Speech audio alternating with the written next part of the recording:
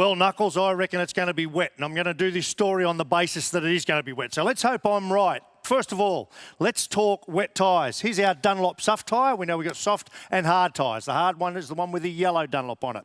Now, we don't need that. Let's get rid of that. Our wet tyre, however, is very similar to the soft tyre. It's got about another millimetre of tread on it, but as you can see, it's got the grooves cut for the wet in there to pump away the water. Now, the reason we use a slick tyre in the dry is for the maximum amount of grip or contact patch with the surface of the road. But if you put water in the middle of that, you're going to get aquaplaning. So this is why this is much more like your road tyre and why your road tyre works in wet and dry. So for us, this is great. What's really important in a race situation, though, is, I don't know if you can see that, really sharp edges on the edge of what we call these rubber blocks here.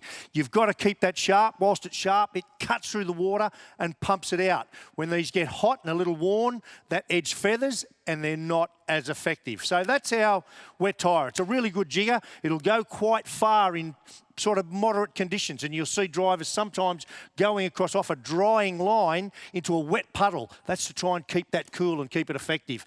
Now, there's a couple of considerations here, a couple of little observations in the wet. I was just looking there earlier on. This is Anton De Pasquale doing his pole lap. Look how wide he goes of what we call the apex here, you know, where they go in and trim the inside of the corner. Doesn't go anywhere near it. Comes down into the hairpin. Same thing, he really doesn't tuck right into the apex there. Look at that. Stays out wide, searching for grip. If we look at one of the Red Bull cars, I've got a little bit of vision here. Look at this. Oh no, that's Jamie Whincup. Look how wide he stays. Doesn't go anywhere near the apex. He's searching for grip. Now, another thing I just want to show you here whilst we're on cue is coming down the straight here. Let's talk about vision for a second in the wet. Look at these cars behind. Yeah, there's cars in there. You can't see them. Now, I'll talk about that in a minute, but I just want to come to the whiteboard. Let's have a quick look at this. What those drivers were doing by going offline, if we go online, this is our racing circuit surface here, from cars going around and around and around, it becomes quite smooth, right? It knocks the edge off the top of the stone, smooths it off, makes it a little slippery. Offline, the stones are often still very, very sharp. There's no rubber on there, so there's a little more grip. And then there's parts of Eastern Creek or Sydney Motorsport Park that this new surface down in Turn 2, for example, that's more like it's got a lot of binder in it, very small aggregate, very small rocks, so it's slipperier again and not as porous for the water to go through as these other ones. Now, important consideration, camber. So we talk about it a lot, don't we? Here's our tyre.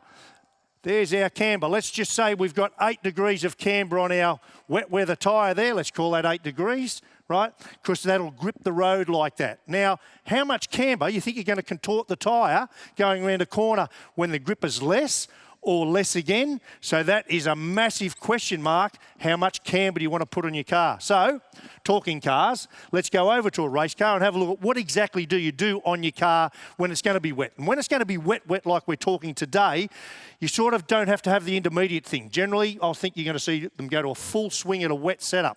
Start down the front here. What you want to do, you're going to be blanking off your brake ducts here because your brakes just aren't going to get as hot. You're going to need to get temperature in them. So you'll blank those off a little bit. Same with your radiator air under here. You'll blank that off a little bit because the engine's not going to get as hot. And the more you can blank off the front here, the more downforce you're going to create on this lip here, which will help you steer the car.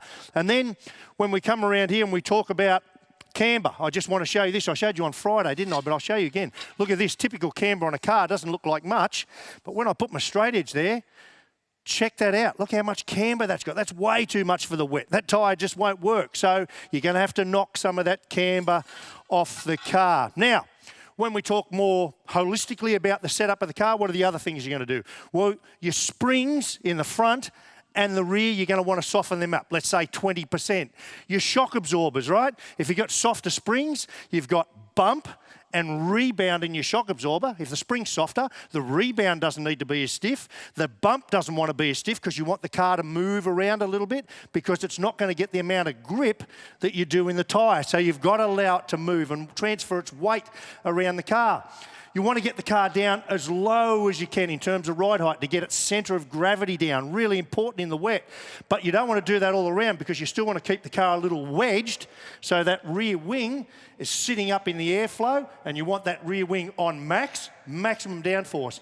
That's going to cost you straight line speed from drag, but that don't matter because straight line speed's not going to be an issue. It's going to be getting around corners that's going to matter. And then when we look inside the car, of course, then there's cockpit adjustable anti-roll bars and the anti-roll bar, on front and rear of the car, they'll want to be softer. The brake bias, you may want to wind a little bit of your brake bias from the front to the rear, simply because you can't push on the brakes as hard, you can't transfer as much weight onto the front tyres, so you've got to get a little bit. So as you can see, when we get into the wet, it gets mighty complex.